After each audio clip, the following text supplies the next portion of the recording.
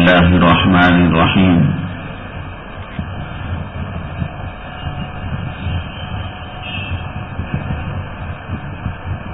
اصل جو دین ہے، شریعت ہے، وہ قرآن اور حدیث ہے۔ اللہ کے حبیب پاک آقا دو عالم جناب محمد الرسول اللہ صلی اللہ علیہ وسلم نے ارشاد فرمایا: ترکت فیکم امرین لن تضلوا ما تمسکتم بہما کتاب اللہ و سنتی۔ میں تمہارے درمیان دو چیزیں چھوڑ کر جا رہا ہوں، اور جب تک تم ان کو مضبوطی سے تھامے رہو گے گمراہ نہیں ہو سکتے۔ ایک اللہ کی کتاب ہے اور دوسری میری سنت ہے۔ دنیا میں اسی کتاب اور سنت کو معیار بنا کر، اصول بنا کر، بنیاد بنا کر جماعتیں بنی، تحریکیں بنی، فرقے بنے۔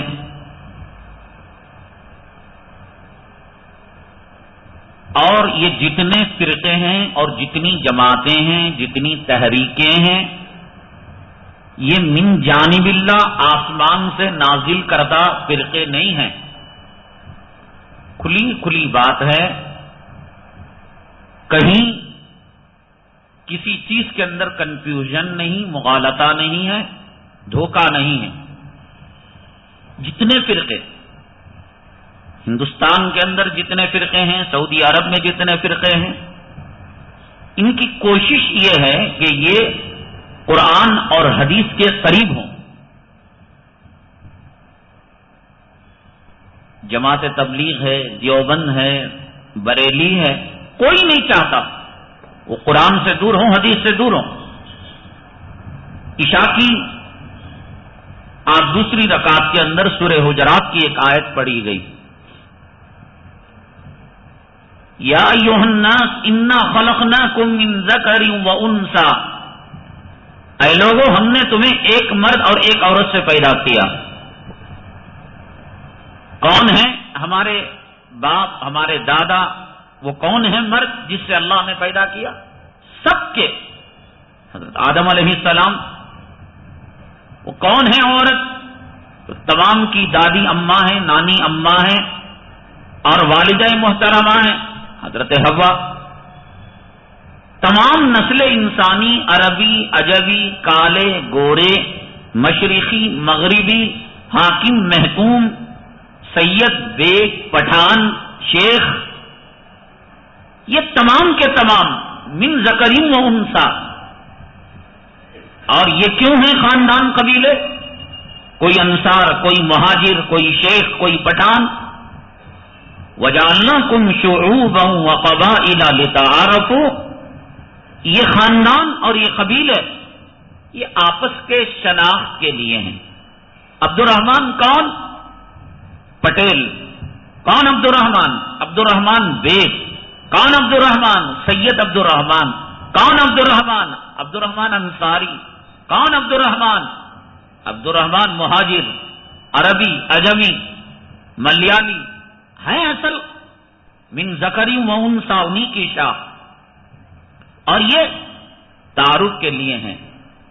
اصل قرآن اور حدیث، تبلیغ تعارف کے لیے ہے، نبی کی سیرت کے ایک حصے کو۔ اصل قرآن و حدیث، دیوبندیت ایک تعارف کے لیے ہے۔ دیوبند ایک مذہب کا نام نہیں ہے۔ ان الدین عند اللہ الاسلام، اللہ کے یہاں جو مذہب ہے وہ اسلام ہے۔ تبلیغ ایک مذہب کا نام نہیں ہے۔ جماعت اسلامی، بریلویت ایک مذہب کا نام نہیں ہے۔ خان، پٹھان، سید ایک انسان کا نام نہیں ہے۔ وَجَعَلْنَاكُمْ شُعُوبًا وَقَبَائِلَ لِتَعَارَفُوا، یہ شناخت، یہ ہے پہچان ہے۔ اصل عبد الرحمن ہے، وہ من ذکر و انثی، وہ آدم و حوا کا بیٹا ہے، اور یہ خاندان، یہ قبیلہ لتعارفوا، پہچان کے لیے۔ اصل اسلام ہے، اصل قرآن ہے، اصل حدیث ہے۔ آقا کے زمانے میں انصار کا طبقہ تھا، مہاجرین کا طبقہ تھا، رفع یدین کرنے والے کا طبقہ تھا، رفع یدین نہ کرنے والے کا طبقہ تھا، آمین زور سے کہنے والا، آہستہ کہنے والا. یہ صرف ایک شناخت تھی اور ان کو یہ بات سمجھ میں آ رہی تھی کہ ہم اقرب الی الحدیث ہیں، یعنی ہمارا عمل حدیث کے قریب زیادہ ہے. بس دنیا میں جتنے فرقے ہیں یہ اولاد ہے اور ایک آئیڈینٹیفائی ہے، ایک شناخت ہے اسلام کی خدمت کے لیے. اب ظاہر سی بات ہے، ماں باپ میں اولاد میں اگر ٹکراؤ ہوگا، عزت کسے دی جائے گی؟ ماں باپ کو دی جائے گی. ماں باپ اولاد کے قول میں اختلاف ہوگا، احترام کس کے قول کا کیا جائے گا؟ ماں باپ کے قول کا کیا جائے گا. اس لیے کہ اولاد اور اولاد کے اندر یہ بیگ، یہ پٹھان، یہ شیخ، یہ طفیلی چیزیں ہیں. اصل نسل انسانی ہے، اصل شریعت ہے. اور یہ جتنے فرقے ہیں یہ منزل من اللہ نہیں، یہ ایمان مجمل، ایمان مفصل کے اندر ایک جملہ ایڈ کر لو، ملا لو اللہ کے لیے. تبلیغ منزل من اللہ، اللہ کی طرف سے نازل کردہ یہ فرقہ نہیں ہے. کوئی آیتیں کہے قرآن میں تبلیغ کی آیتیں ہیں تو بریلوی کہے گا درود کی آیتیں ہیں، دیوبندی کہے گا علم کی آیتیں ہیں. نام لے کر کہا علم کی آیتیں ہیں، قل الرحمن علم القرآن اقرا بسم ربی. یہ کہہ کر میں کہوں کہ دیوبند کا ثبوت ان آیتوں سے ہوتا ہے؟ جیسے یہ بات کہنا غلط ہے کنتم خیر امت کہہ کر، ولتکم منکم امت کہہ کر، بلغوا انی ولو آیا کی روایتیں پڑھ کر تبلیغ کو ثابت کرنا بھی غلط ہے. جماعت کو ثابت کرنا ایک کام ہے اس کا. آقا کے زمانے میں ان کا تصور نہیں تھا، بریلی کا تصور نہیں تھا، دیوبند کا تصور نہیں تھا، احناف کا تصور نہیں تھا، شوافی کا تصور نہیں تھا، حنابلہ کا تصور نہیں تھا، موالک کا تصور نہیں تھا، سفیان ثوری کا تصور نہیں تھا، امام بخاری کا تصور نہیں تھا، اور تفسیر ابن کثیر اور مفسروں کا تصور نہیں تھا، فقہا کا تصور نہیں تھا. فقہا جو بعد کے زمانے میں آئے ان کی پارٹیاں بنی. یہ سب کوشش تھی کہ ہم حدیث کے قریب ہوں، ہم قرآن کے قریب ہوں. جھگڑا کسی کے سید ہونے پر نہیں، کسی کے بیگ ہونے پر نہیں، کسی کے پٹھان ہونے پر نہیں، کسی کے کالے ہونے پر نہیں، اور کسی کے گورے ہونے پر نہیں، کسی کے مشرقی مغربی عربی عجمی ہونے پر نہیں. بھئی ہم یہاں پیدا ہو گئے، کیا کر سکتے ہیں؟ ابو جہل مکے میں پیدا ہوا، عبداللہ ابن ابی ابن سلول مدینے میں پیدا ہوا، کیا کر سکتے ہیں؟ ہمارا کیا چلتا ہے؟ اس میں ہمارا کوئی قصور نہیں. لیکن ہم یہ کہنا ہم ہی صحیح، ہم ہندوستانی، پوری دنیا بھاڑ میں گئی جہنم میں. میں کالا، سب کالے جنتی، گورے جہنمی. یہ حرامی پنا انگریزوں کی دین اور انگریزوں کی فرقہ پرستی کے یہ جراثیم ہیں. یہ لکھ کر رکھ لو. یہ انانیت، میں جنتی دوسرے جنتی نہیں. کیا ہمت ہے، کیسی مجال ہے. دیکھیے ایک تحریک کو لے کر، جس تحریک کا وجود آقا کے زمانے میں نہیں تھا، جس جماعت کا نام و نشان آقا کے زمانے میں نہیں تھا. ابو حنیفہ کا نشان تھا، امام بخاری کا نشان تھا، دیوبند کا نشان تھا. میں سب کو لے کر کہہ رہا ہوں. اگر میں کہوں کہ میں صرف دیوبندی جنتی اور دیوبندی کے علاوہ سب جہنم میں جائیں گے، مجھے اور میرے باپ کو یہ ادھیکار نہیں ہے، حق نہیں. پوٹلیاں ڈھونے والے اللہ کے راستے کا نام لے کر یہ کام جنت کا، بقیہ کام دوزخ کا، ان کے باپ کے پیدا کرنے والے کو یہ ادھیکار نہیں ہے، حق نہیں. ارے میں اور آپ 1400 سال بعد فتنوں کے زمانے میں آ کر کیا کہیں گے؟ کسی کو جنتی، کسی کو جہنمی. حضرت سیدنا عمر فاروق رضی اللہ تعالیٰ عنہ، کیا آپ کو شک ہے آپ کے مقام کے بارے میں، آپ کے مرتبے کے بارے میں؟ صحابہ کرام میں دوسرے نمبر کے صحابی، اور وہ صحابی کہ زمین پر چل رہے تھے اور ان کا محل جنت میں تیار ہو چکا تھا. یہ صحابی زمین پر بولتا تھا، آسمان سے عرش سے فیصلے اس کے نازل ہوتے تھے. یہ صحابی کہ اگر نبوت اور رسالت کا دروازہ کھلا رہتا تو اس کے سر پر تاج نبوت پہنایا جاتا، تاج رسالت پہنایا جاتا. کون سی مصیبت میں آج قوم پھنس چکی ہے میرے بھائی، کون سے اختلافات کے اندر پھنس چکی ہے. کل حزب بما لدیہم فرحون، ہر جگہ نبیوں والا کام، پیغمبروں والا کام، قرآن کا کام، حدیث کا کام، سب گئے بھاڑ میں جہنم میں. ایک ایک کو خدا کے قہر کا سامنا کرنا پڑے گا. رمضان کی مقدس رات کے اندر منبر رسول پر میں کہہ رہا ہوں، یہ جتنے چودھری ابا خبا والے، قسم دے کر اللہ کے کعبے کے پاس ان کو پوچھا جائے کہ تم جو یہ بات کہہ رہے ہو صحیح ہے؟ شیعہ بھی تو کہتا ہے کہ میرا مذہب صحیح ہے. شیعہ کے پاس دلائل، قادیانی کے پاس دلائل، جماعت اسلامی کے پاس دلائل، بریلویوں کے پاس ہے کوئی بغیر دلیل کے کتب خانے بھرے پڑے ہیں. حضرت عمر فاروق رضی اللہ تعالیٰ عنہ جیسی شخصیت فرمایا قیامت کے دن اللہ تعالیٰ اگر یہ کہے ساری کائنات جنت میں جائے ایک فرد کو چھوڑ کر، واہ عمر تیرا ایمان اور تیرا اللہ کا خوف، اور ایک آدمی کو چھوڑ کر وہ جہنم میں جائے گا. حضرت عمر فرماتے ہیں کہ شاید میں وہ آدمی ہوں جو جہنم کے اندر جاؤں. معاملہ کیا ہے آج؟ میں جنتی، میرے 9 کام، میرے 10 کام، میرے 12 نمبر، میرے یہ کون سی آیتوں کا ترجمہ، یہ کون سے بخاری کا ترجمہ؟ ایک جھنڈے کو وہ لے کر دیوبند کے، ایک جمعیت کے، ایک بریلی کے، یہ کیا ہے؟ یہ سب صرف شناخت ہے. سید ایک شناخت ہے، میرا اصل نام نہیں ہے. پٹھان ایک شناخت ہے، بیگ ایک شناخت ہے. آج لڑائی اس بات کی ہے میرے بھائی کہ ہم نے شناخت کو اصل بنا دیا اور نام کو اس کا طفیلی بنا دیا. کسی کا نام ہے خالد بیگ، خالد اصل نام ہے، بیگ طفیلی ہے، شناخت کے لیے ہے. اصل ہم مسلمان ہیں، ہمارا دھرم اسلام ہے. ان الدین عند اللہ الاسلام ومن یبتغی غیر الاسلام دینا فلن یقبل منہ. اللہ کہتے ہیں اس اسلام کے علاوہ کوئی اور طریقہ گھڑو گے، یہ میرے باپ کا قرآن نہیں، یہ قرآن ہے. فلن یقبل منہ، اس سے وہ دین قبول نہیں کیا جائے گا.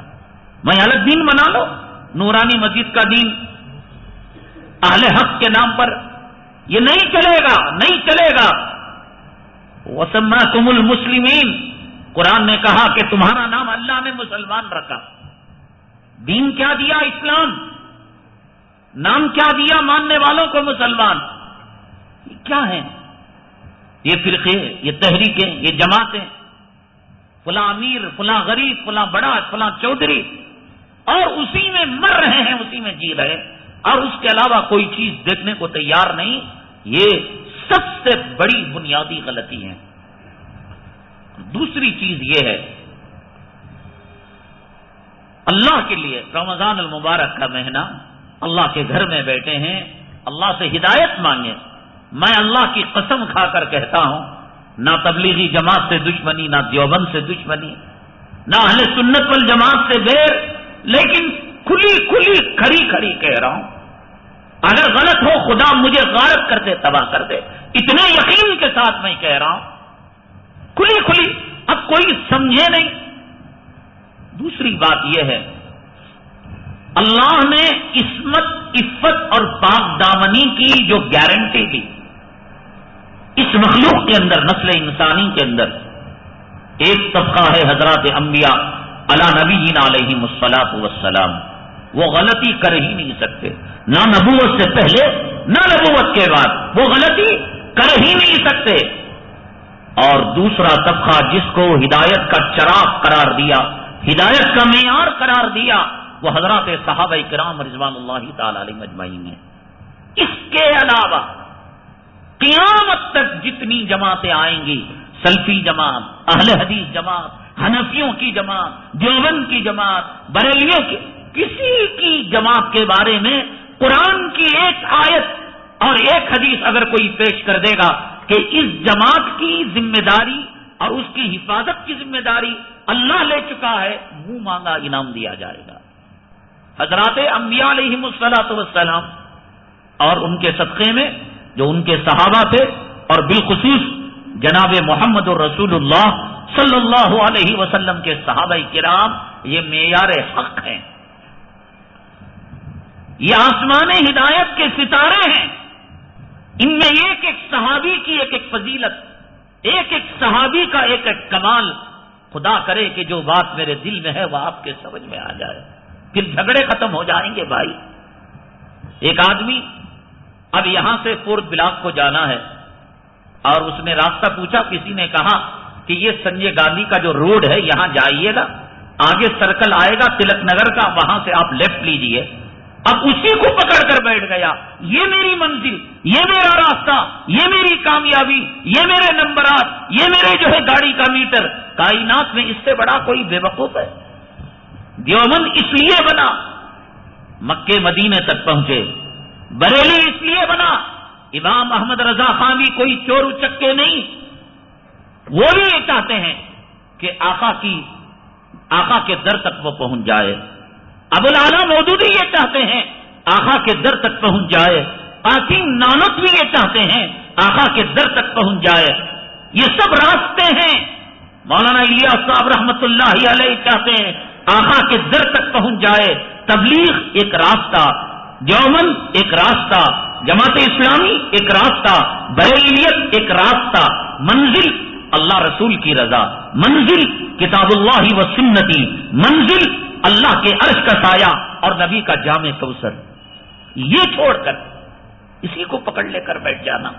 مصلح کس لیے؟ نماز پڑھنے کے لیے، بغیر نماز پڑھے مصلح کو پکڑ کر اسے گھول کر پی رہا ہے، ٹکڑے کر کر اس کے تعویذ بنا کر گلے میں ڈال رہا ہے۔ مصلح اصل نہیں، گاڑی اصل نہیں، منزل اصل ہے۔ گاڑی کی پوجا میں کوئی لگ گیا ہے، کوئی سائیکل کی پوجا میں لگ گیا ہے، کوئی امپورٹڈ کار کی پوجا میں لگ گیا ہے، وہ اصل نہیں، وہ منزل ہے۔ اس کا نام تبلیغ ہے، اس کا نام دیوبند ہے، اس کا نام بریلویت ہے۔ اصل چیز منزل ہے خدا کی رضا، نبی کی رضا۔ جتنی تحریکیں بنی اور جتنی جماعتیں بنی، اس کی کوئی گارنٹی نہیں ہے، نہ تبلیغ کی نہ دیوبند کی گارنٹی۔ میں کہہ رہا ہوں نا، قرآن کی 6600 کوشش ہے ان کی کہ سنت کے قریب ہو جائے۔ دعویٰ نہیں کر سکتے کہ ہم صحیح ہیں، پوری دنیا جہنمی۔ ایک دیوبندی عالم نے یہ بات کہی ہے، مفسر نے، وہاں کے شیخ الحدیث نے۔ اب بتائیے، یہاں دارالعلوم دیوبند کے استاد مولانا شوکت صاحب آتے ہیں، ظہر بعد تفسیر ہوتی ہے، پوچھئے گا ان کو کہ دارالعلوم کے مینیفیسٹو کے اندر دارالعلوم کے جو اصول ہشت گانا ہیں، 8 جو اصول لکھے گئے ہیں، کیا اس کے اندر یہ بات لکھی گئی ہے؟ ہرگز نہیں، ہرگز نہیں۔ یہ چلر پترولیوں کا، فٹ پاتھیوں کا، تھرڈ کلاس ناجائز نطفے والوں کا کام ہوتا ہے کہ وہ کسی چیز کو ضرورت سے زیادہ بڑھا کر چڑھا کر۔ قرآن شریف کی ایک آیت ہے، وَإِذْ قَالَ اللَّهُ يَا عِيسَى ابْنَ مَرْيَمَ أَأَنْتَ قُلْتَ لِلنَّاسِ اتَّخِذُونِي وَأُمِّيَ إِلَٰهَيْنِ مِن دُونِ اللَّهِ۔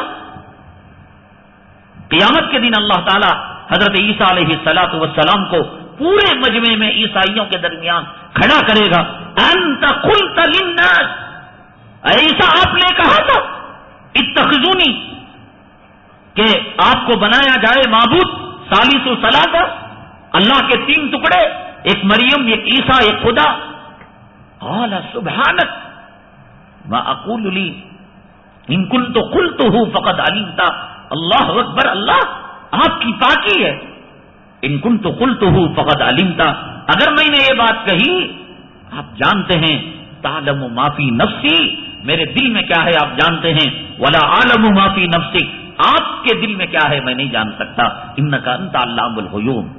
یہی حال دیوبندیوں کے ماننے والے، یہ پٹرولی قسم کے ناجائز قسم کے جو لوگ ہیں، ان کو قاسم نانوتوی سے پوچھا جائے گا کہ تم نے کہا تھا کہ یہی بالکل برحق ہے اور دوسرے سب کے سب جہنمی ہیں، وہ یہی بات کہیں گے، قال سبحانک، مولانا الیاس صاحب سے پوچھا جائے گا کہ آپ نے کہا تھا کہ یہ راستہ جنت کا اور سارے راستے جہنم کے، کہیں گے خالا سبحانت۔ امام ابو حنیفہ رحمۃ اللہ علیہ سے کہا جائے گا ابو حنیفہ کیا تم نے کہا تھا کہ احناف کی جنت میں جائیں گے اور سب کے سب جہنم میں جائیں گے؟ قال سبحانک اللہ ان کنت قلتہ فقد علمتا، میں نے کبھی یہ بات نہیں کہی، نہ ابو حنیفہ نے یہ بات کہی، نہ قاسم نانوتوی نے یہ بات کہی، نہ ابو العلا مودودی نے یہ بات کہی، نہ اشرف علی تھانوی نے یہ بات کہی، نہ امداد اللہ مہاجر مکی نے یہ بات کہی۔ اللہ کی قسم انہوں نے یہ بات نہیں کہی۔ اپنے آپ کو خلائق میں کمتر مخلوق وہ سمجھتے تھے، وہ خود یہ سمجھتے تھے کہ میرا بیڑا پار ہو جائے تو میں کامیاب، میں کہاں دوسروں کی ذمہ داری لوں۔ امام ابو حنیفہ رحمت اللہ علیہ نے کیا یہ بات نہیں کہی؟ میرے قول کے سامنے، میری اجتہاد کے سامنے، میرے استدلال کے سامنے اگر آپ کو کوئی صحیح حدیث مل جائے، میری بات کو دیوار پر مار دو اور حدیث کو گلے لگا لو۔ وقت کا مجتہد، وقت کا امام، کتاب ہے مرجوعات امام ابو حنیفہ، یعنی ابو حنیفہ رحمت اللہ علیہ نے اجتہاد سے جو مسائل بیان کیے، کچھ دنوں کے بعد ان کو بات سمجھ میں آئی تو انہوں نے اس قول سے رجوع کر لیا اور اس کی کتاب بنی مرجوعات امام ابو حنیفہ، یعنی وہ کتاب جس کے اندر سینکڑوں باتیں ہیں کہ انہوں نے اس قول سے رجوع کر لیا۔ ابو حنیفہ منزل من اللہ ہوتے، کیا نبی سے غلطی ہوئی ہے؟ اگر ابو حنیفہ منزل من اللہ ہوتے، رجوع کرتے، کیا نبی نے کسی بات سے رجوع کیا، کسی بات سے معذرت ظاہر کی؟ نہ۔ بات یاد رکھیے گا، تمام کائنات کے فرقوں، جماعتوں، تحریکوں کی جو ماں باپ ہے وہ قرآن و حدیث، مکہ مدینہ، اللہ اور اس کے رسول صلی اللہ علیہ وسلم، اور یہ جماعتیں، یہ تحریکیں، یہ تنظیمیں ایک شناخت کی حیثیت رکھتے ہیں۔ اور جب ماں باپ میں اولاد میں ٹکراؤ ہوتا ہے، استاد میں شاگرد میں ٹکراؤ ہوتا ہے، پیر و مرشد مریدوں میں ٹکراؤ ہوتا ہے، بات کس کی قبول کی جاتی ہے؟ صحابہ میں الیاذ باللہ نبی کی بات میں ٹکراؤ ہو، نبی کی بات لیں گے، صحابہ کی لیں گے۔ تابعی اور صحابہ میں ٹکراؤ ہو تو تابعی کی بات لیں گے، صحابہ کی بات لیں گے۔ مولانا الیاس صاحب کی بات، قاسم نانوتوی کی بات، ابو حنیفہ کی بات، امام شافعی کی بات اگر ٹکرائے قول رسول سے، اگر ٹکرائے قرآن سے، اگر ٹکرائے مزاج شریعت سے، کس کی بات لی جائے؟ کھلی کھلی بات ہے۔ عصمت، عفت اور پاک دامنی کی ضمانت اللہ نے حضرات انبیاء علیہم الصلوۃ والسلام سے دی۔ اللہ کے حبیب پاک صلی اللہ علیہ وسلم ابھی چھوٹے تھے، آپ کے خاندان کے اندر ایک نکاح ہوا، شادی میں گئے، نبوت کے احکامات ابھی نہیں آئے تھے، ناچ گانا، شراب، عیاشی، یہ سب کچھ تھا۔ اللہ کے حبیب پاک صلی اللہ علیہ وسلم کو لے جایا گیا، بچے تھے، گھر کے جو بڑے ذمہ دار تھے، وکیل تھے، کفیل تھے، سرپرست تھے، ان کو لے کر گئے۔ اللہ تبارک تعالی حضرات انبیاء علیہم الصلوۃ والسلام کو نبوت سے پہلے بھی اور نبوت کے بعد بھی ان کی مکمل حفاظت فرماتے ہیں۔ شادی میں گئے، ناچ گانا، ڈھول تاشے، شراب، عیاشی، شادی میں شرکت بھی اور اللہ نے ان کی حفاظت بھی فرمائی۔ اور صرف حضرات انبیاء اور حضرات صحابہ کرام کا طبقہ ہے کہ اللہ تعالیٰ ان کی عصمت، عفت اور ان کی آبرو کی حفاظت فرماتے ہیں۔ نہ میرے باپ کی، نہ پیران پیر کی، نہ خواجہ اجمیری کی، کسی کے بارے میں اللہ نے ضمانت نہیں لی۔ ضمانت لی حضرات انبیاء علیہم الصلوۃ والسلام، معیار ہدایت ہیں، آسمان ہدایت کے روشن ستارے ہیں، صحابہ کرام ہیں۔ اس کے بعد کسی بات کی ذمہ داری اللہ نے نہیں لی۔ ہاں، اپنی مدد، اپنی نصرت اگر اللہ تعالیٰ نے فرمائی ہے، وہ صاف کہا ہے، تو مجاہدوں کا طبقہ ہے، اللہ کے راستے کے اندر قتال کرنے والا۔ اللہ کے حبیب پاک صلی اللہ علیہ وسلم شادی میں گئے، ناچ گانا بھی ہوتا ہے اور ڈھول تاشے بھی ہوتے ہیں۔ اگر آپ اس میں شریک ہو جاتے ہیں تو آپ قیامت تک اس کو منع نہیں کر سکتے۔ لوگ کہیں گے کہ آپ خود بچپن میں شریک تھے، اب آ کر منع کر رہے تھے، پھر بھی اللہ نے حفاظت فرمائی۔ ہم آپ کو کل بتائیں گے کیسے حفاظت فرمائی۔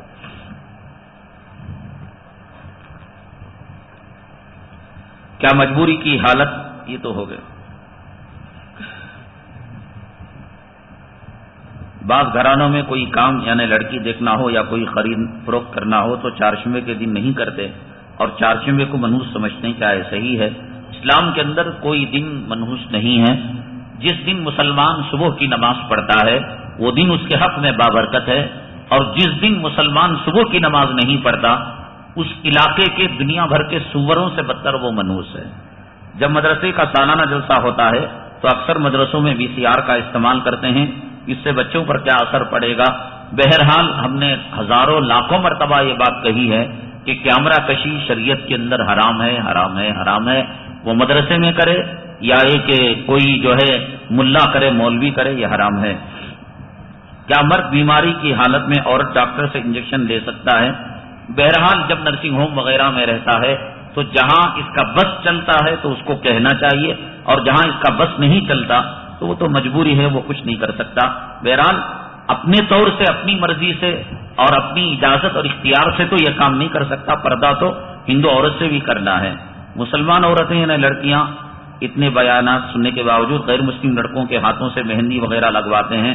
یہ اصل میں یہ دینی تعلیم کی کمی ہے، اور ان کو اپنے پردے کا، عصمت کا، عفت کا، پاک دامنی کا خیال نہیں ہے. بہرحال جتنا حصہ ان کا غیر کے ہاتھ میں جائے گا اتنا حصہ اللہ تعالیٰ آگ کے اندر جہنم کی آگ میں جلائیں گے. ایک مسلمان دوسرے مسلمان سے کس بات پر حسد کر سکتے ہیں؟ دولت پر یا علم پر؟ اصل یہ ہے کہ حسد جو حدیث پاک کے اندر آیا ہے وہ رش کے معنی میں، وہ مالدار جو اللہ کے راستے میں خرچ کرتا ہے، مسجدیں تعمیر کرتا ہے، یتیموں کی پرورش کرتا ہے، اور وہ اہل علم جن کے علم سے مخلوق کو فائدہ پہنچ رہا ہے. لا حسد الا اثنین، فرمایا حدیث کے اندر حسد دو آدمیوں کے بارے میں، مطلب یہ کہ رش اللہ مجھے اس جیسا بنا دے. حسد اور رش میں فرق ہے. حسد کے اندر یہ ہوتا ہے کہ آدمی یہ چاہتا ہے کہ وہ دولت اس سے چھن کر میرے پاس آ جائے، اس کو حسد کرنا کہتے ہیں. ایک آدمی، دو ساتھی مل کر پڑے، ایک مالدار ہو گیا، غریب، اب اس کے دل میں جلن، اللہ اس کا گھر مجھے دے دے، اللہ اس کی تجوری منجے دے دے، اس کا کار، اس کو حسد کہتے ہیں. اس کی چیز کو باقی رکھتے ہوئے اس جیسی چیز کو طلب کرنا رشک کہتے ہیں. کاش اللہ مجھے اس جیسا بنایا ہوتا. تو یہ رشک جائز ہے، حسد حرام ہے. ایک اکثر مسلمان پیسے لے کر غیر مسلم کو ووٹ ڈالتے ہیں، اسلام میں ان کا حصہ باقی رہے گا.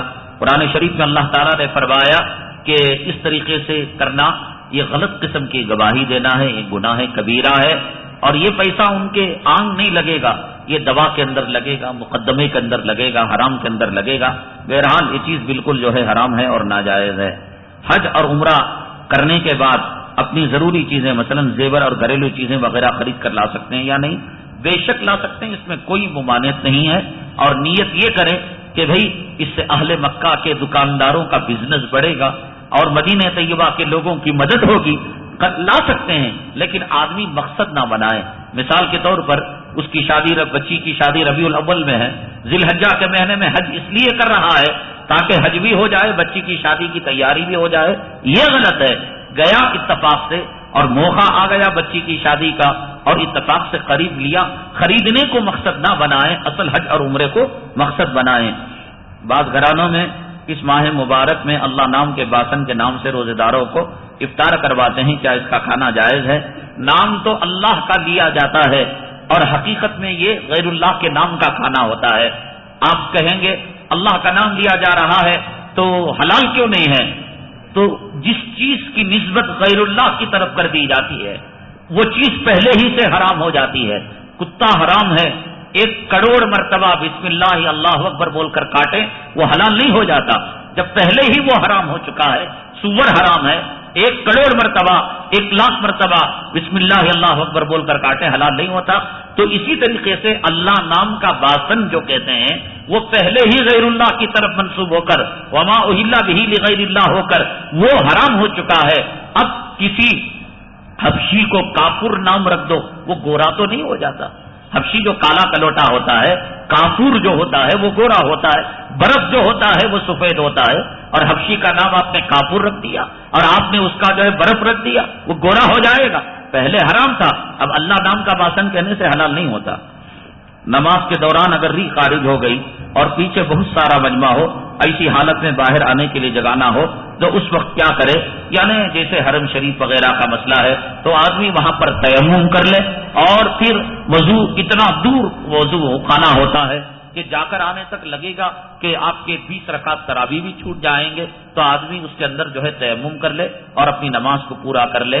اور اگر قریبی مسئلہ ہے، صفوں کو چیر کر جا سکتا ہے تو وہ جائے، وضو کر کر آئے، اپنی چھوٹی ہوئی نماز پر بنا کرے۔ مطلب یہ کہ ظہر کی 4 رکعت کے بعد، 4 رکعت میں 1 رکعت کے بعد وضو ٹوٹ گیا تو گیا، جا کر آنے تک 1 رکعت اور چھوٹ گئی تو پہلی رکعت کو کاؤنٹ کر کر، شمار کر کر وہ بقیہ رکعتیں پڑھے اور چھوٹی ہوئی رکعت جا کر آنے تک جو تھی وہ اس کو پڑھے۔ بعض لوگ ذکر کرنے کے لیے تسبیح کے بدل بٹن دبانے کا آلہ لے کر ذکر کرتے ہیں، کیا اس کو ذکر کے لیے استعمال کیا جا سکتا ہے؟ تو بعض لوگ یہ سمجھتے ہیں کہ بھئی انگلیوں پر گنیں گے تو قیامت کے دن یہ انگلیاں گواہ دیں گی، تو میں یہ کہتا ہوں کہ بٹن جو دبانا ہے وہ تو انگلیوں ہی سے دبایا جاتا ہے، وہ بھی تو ایک عمل ہے، یہ بھی تو گواہ دے گا۔ تو بہرحال ایک صحیح آلہ ہے اور صحیح معنوں کے لیے صحیح کاؤنٹ ہوتا ہے، کیا جا سکتا ہے، کوئی حرج نہیں ہے، لیکن اس کے اندر جو ایسی مشین آتی ہے جو کھٹ پٹ کرتی ہے، دوسروں کے نمازوں کو تکلیف دو، یا کہ اس سے جو ہے ریاکاری کا ہو رہا ہے، تو وہ آج کل الحمدللہ اسی تصویر آئی ہیں کہ آواز ہی نہیں کرتی، آپ اس کو استعمال کر سکتے ہیں۔ بعض عورتیں، گھروں میں عورتیں اپنے شوہروں کو جھنکار کر باتیں کرتی ہیں، ان کی عزت نہیں کرتی، ایسی عورتوں کو کیسے سمجھایا جائے؟ یہ تو بڑا ثواب کا کام ہے بھائی۔ اکثر مالدار رمضان مبارک میں غریبوں کی مدد کپڑے وغیرہ کے ساتھ کرتے ہیں، اور بعض لوگ گھریلو چیزیں مثلا چاول، آٹا، دال وغیرہ، ان 2 چیزوں میں کون سا طریقہ ٹھیک ہے؟ یعنی کچھ لوگ کپڑے دیتے ہیں، کچھ لوگ اناج دیتے ہیں، نہ کپڑے نہ اناج۔ بات اصل میں غور کیجئے کہ سامنے والے کا تقاضا کیا ہے۔ ایک آدمی کو جو ہے کپڑے کی ضرورت ہے، بریانی کھلا رہے ہیں، 2 گھونٹ پانی کی ضرورت ہے، اور آپ اسے جو ہے بریانی کھلا رہے ہیں، آپ اس کو کپڑا دے رہے ہیں، اس کی کرنٹ کی بل بننا ہے یا اس کے بچوں کی اسکول کی فیس بننا ہے۔ تو روپیہ اور پیسہ ایسی چیز ہے کہ جس سے تمام اس کے تقاضے پورے ہو سکتے ہیں، بجائے آپ چاول اور جو ہے کپڑا وغیرہ دلانے کے، یہ پیسہ دے دیں گے، کرنٹ کی بل بننا ہے بن لے گا۔ ہاں اگر کسی آدمی کے بارے میں شبہ ہو کہ ان پیسوں سے وہ جوا کھیلے گا، شراب پیے گا، میرے پیسے غلط راستے کے اندر جو ہے لگ جائیں گے، ایسا اگر شبہ ہو تو اب اس کے بارے میں تحقیق کرے کہ مالک کو کرایہ باقی ہے تو کرایہ ادا کر دے، گھر میں ماں بہنوں کو، بیٹیوں کو دواؤں کی ضرورت ہے، فیس بننا ہے، ڈائریکٹ جا کر بن دے اگر شبہ ہو۔ اگر آدمی اطمینان والا ہو تو پیسہ دے دے، وہ اپنی مرضی سے جو چاہے کام کر لے گا۔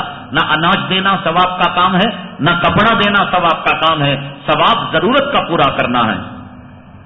بعض لوگ روزہ رکھ کر بھی کاروبار وغیرہ میں جھوٹ بولتے ہیں، جھوٹ بولنے سے کیا روزے میں کوئی فرق کیوں نہیں آئے گا؟ بھئی روزہ ٹوٹ جائے گا، ہاں یہ ہے کہ اس کو قضا کرنے کی ضرورت نہیں، گناہوں سے روزے کے اندر فطور آ جاتا ہے۔ آقا نے کہا روزہ ڈھال ہے، لیکن اس ڈھال میں جھوٹ کا، غیبت کا، چغلی کا اور بد کلامی کا سوراخ پڑتا ہے تو پھر روزہ کمزور ہو جاتا ہے۔ ماں باپ اپنے بچوں کو گانے وغیرہ سکھاتے ہیں اور گانے لگتے والدین خوش ہو جاتے ہیں، تو یہاں تو خوش ہوتے ہیں، لیکن قیامت کے دن یہی اولاد جب کہے گی ربنا اطعنا سادتنا وکبراءنا فاضلونا السبیل ربنا آتیہم ضعفین من العذاب، اے اللہ انہوں نے مجھے گانا سکھایا تھا، جو گانے کا عذاب آپ مجھے دے رہے ہیں یہ دگنا کر کر میری اماں کو دیجئے، میرے باپ کو دیجئے، وہ قیامت کے دن پتہ چلے گا۔ ترنم بانو منیرہ بیگم صاحبہ بیمار ہیں، اللہ تعالیٰ نے صحت و شفا نصیب فرمائیں۔ اطہر صاحب ناظمہ بیگم صاحبہ مرحوم ہیں، اللہ تعالیٰ ان کی مغفرت فرمائیں۔ کتاب ہے تحفۃ النساء، اس کے اندر الحمدللہ بڑے قیمتی مسائل مختصر انداز میں خاص طور سے عورتوں کے لیے جمع کر دیے گئے ہیں، آپ اس کو حاصل کرتے ہوئے جائیں۔ 5 عالم اسلام کے بڑے قراء قاری احمد علی، سلمان، ماہر بن معقل، شیخ صالح البدیر، عبد الرحمن سدیس، ایک جو ہے CD کے اندر DVD کے اندر جمع کر دیے گئے ہیں، اور کتاب اس کے ساتھ دعاؤں کی جو ہے مفت میں دی جا رہی ہے، اس کو حاصل کرتے ہوئے جائیں۔ الحمدللہ رب العالمین والصلاۃ والسلام علی سید المرسلین وعلی آلہ وصحبہ اجمعین۔ اللهم انفعنا بما علمتنا وعلمنا ما ينفعنا وزدنا علما۔ سبحان ربک رب العزة عما یصفون وسلام علی المرسلین والحمد للہ رب العالمین۔